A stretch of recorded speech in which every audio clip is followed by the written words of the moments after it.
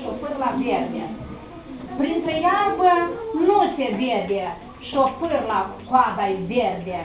Ionică o zărește, după ea se fugărește, iar și o pârla mi-arbă deasă, doar codița ei o lasă.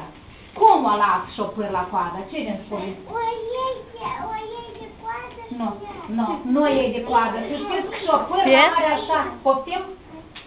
Atunci când ea devine mare, își lasă coada. Dar de ce? De ce o lasă? Pentru că nu mai este de coadă, nu mai are nevoie. Nu, și o pârla are nevoie de codița ei, cum noi avem nevoie de mâini, de picioare, de limbă, de cap și așa mai departe. Dar atunci când ea este prinsă de cineva pentru a-și salva viața, pentru a se apăra, ea își lasă codița.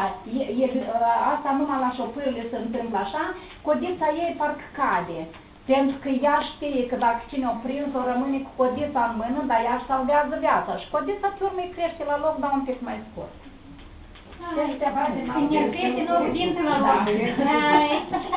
Îi mai dau cuvântul doamnei Ada Zăfărojanu. Peste lungă și ogor, una, două, hop.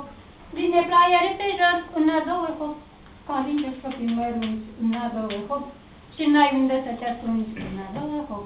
Ca vinge stropii mărunți, una, două, hop. Și n-ai unde să te ascunzi, una, două, hop. Cine are umbre lustre, una, două, hop. Să ridice o mânuță, una, două, hop.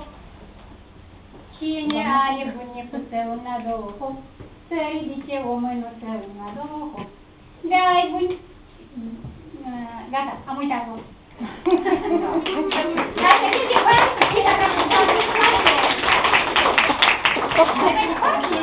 Deci, prima culoare în spectru este culoarea roșie.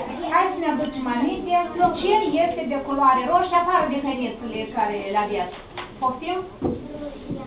Ce? Roșia. Roșia. Căpșuna, așa?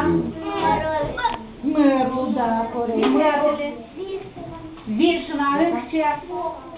Cireșe, da. Dragostea. Și dragostea e roșie. și inima. Ia uitați-vă. Și mă livrăm primăvară. Frângele. Primăvară, îndrăgostit. Așa.